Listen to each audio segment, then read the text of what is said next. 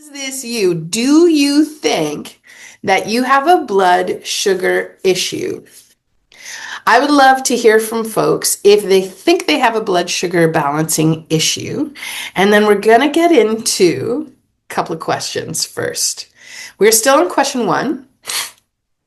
We're going to go through a whole series of symptoms that may tell us whether or not you have blood sugar balancing issues. So when we're going to go through, I've got 2 slides that are going to show us a really long list of symptoms. I want you to jot down the ones that resonate with you on your sheet under question 1.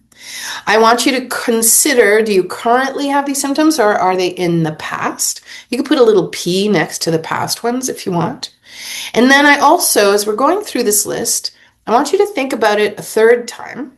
So current, past, and is there anybody in your family that also struggles with these symptoms? You'll see what I mean in just a second.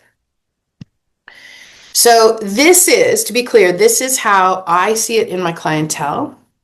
This is how I see these symptoms in the research. So it's kind of a culmination of through my clients, through the research, and through understanding the biochemical connection of blood sugar troubles and chronic disease. So, do you struggle with blood sugar issues currently, in the past, and do you have any family members that have any of these?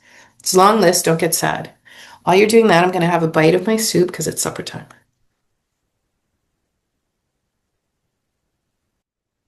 So let's go through some of these. Some of these will be very, very blatantly obvious that there's blood sugar issues. I think anybody and everybody who has some type of diabetes diagnosis will understand that there's a blood sugar regulation issue. But if you've ever been told you're hypoglycemic or hyperglycemic, or that you have a metabolic syndrome, it's called, or high A1C numbers, all of these are the diagnosable things that are super clearly telling us you have blood sugar balancing issues. But there's early warning signs that come long before that. What are some of those early warning signs? Do you get hangry, or do you have the witching hour at your house? Do you get the shakes? That was me at 2 o'clock in the afternoon, and by 2:30, I couldn't get through my work because my anxiety and everything was just about, even just acting that out brings it up. Do you have an energy crash midday? I see this often in clients who need a nap. Is your cholesterol on the rise? Early warning sign, and not so early, by the way.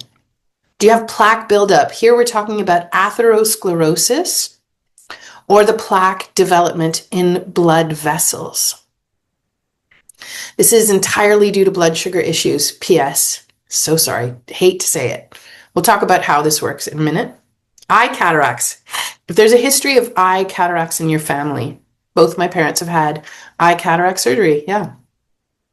If ever you've struggled with adrenal fatigue, blood sugar issue is an issue for you. Low energy, where it's really quite a hard slog to get through the day, or very difficult to get out of bed, or takes you about 5 hours to wind up. Resiliency is low, so where you don't bounce back from things very quickly.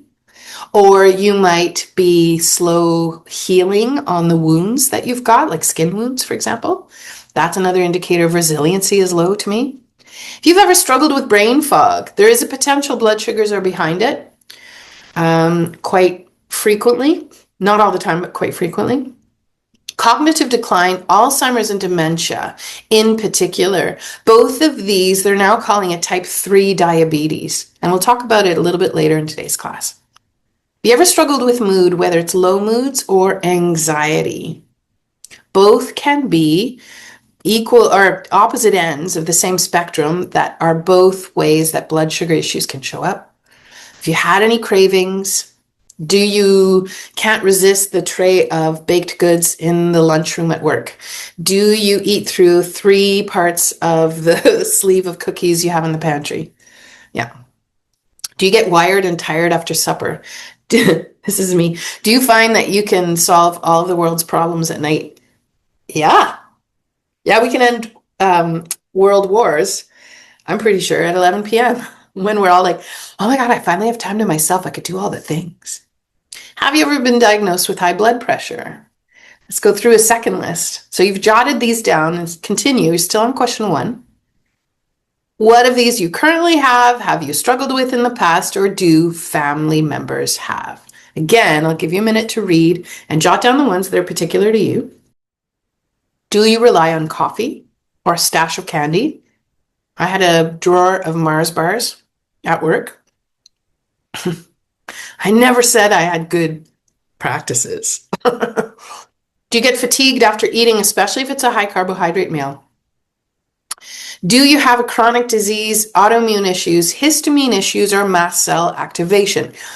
Not everyone who has histamine and or mast cell issues will have blood sugar and balancing issues.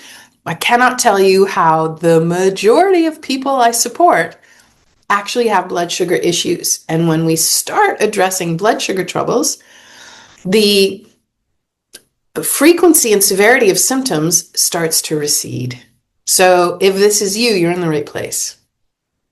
This one is a really big one. If stress is one of your triggers that drives your symptoms, you have blood sugar issues wholeheartedly, 100%, and honey, you're in the right place. If you've ever been diagnosed with PCOS, polycystic ovary syndrome, non-alcoholic fatty liver disease, that is absolutely a blood sugar balancing and metabolism issue. If you've ever had skin tags, little flappy bits of skin. Lack of willpower where you're wanting to eat all the things and can't stop yourself. If you've ever had candida along the way. If you've struggled with insomnia. If you wake up at night. If you feel brittle where you feel sometimes you used to feel more even-keeled, but now if people come talk to you, you get irritated very quickly. You have a short fuse. You feel like you can't get through something and it's feeling difficult. Do you have a hard time staying awake at work? Do you have thyroid issues? It's really quite clear to me. Thyroid is absolutely tied to blood sugar issues. Have you done restrictive dieting? That can be any kind of restrictive dieting. Intermittent fasting, I would count in there. If you did any dieting in your teens, or if you had eating disorders, as I did as a teen, these can certainly have some kind of impact on your blood sugar regulation for the entirety of your life following that, unfortunately. So what of these do you have? I want you to make sure you've jotted these down. You could do a screen grab if you want, or take a photo with your phone and jot these down, or you could pause the video if you wish as well. These are all some of the ways that I see clients, one-on-one clients, where I think, oh, honey, with you, we're going to need to do some blood sugar work. So I'm going to ask you again, show of hands, who now suspects they have blood sugar issues? Probably everyone in the room. Yeah, are you human right now? I think we're driving the fear in everything we do, and that actually keeps us very much in this loop. So every time that you are having these symptoms, what the heck is going on? Well, we're going to talk about a roller coaster analogy today. So you're getting on the roller coaster with your pals here. You are on a roller coaster every time those symptoms come around. And when you have those symptoms, it's because you've already been riding the roller coaster for quite some time before that symptom happened. That symptom comes around when you've been doing it for a long time. So our goal with today's class is going to be to work at getting you off of the roller coaster and move you to a carousel instead.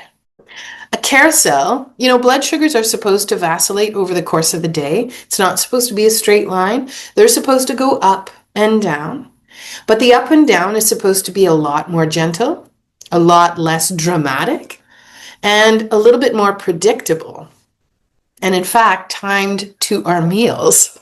So that's where we're going to be working at today to get you off of the roller coaster in the first place and get you instead to the carousel. So our class is broken down into 3 parts today. First of all, we're going to get into section 1, which will be all about understanding blood sugar health. Our second section is going to be exploring some of those practical strategies that are going to be effective in helping address this. And then our third part is about personalizing it and making it something that you can call your own so that you can fire me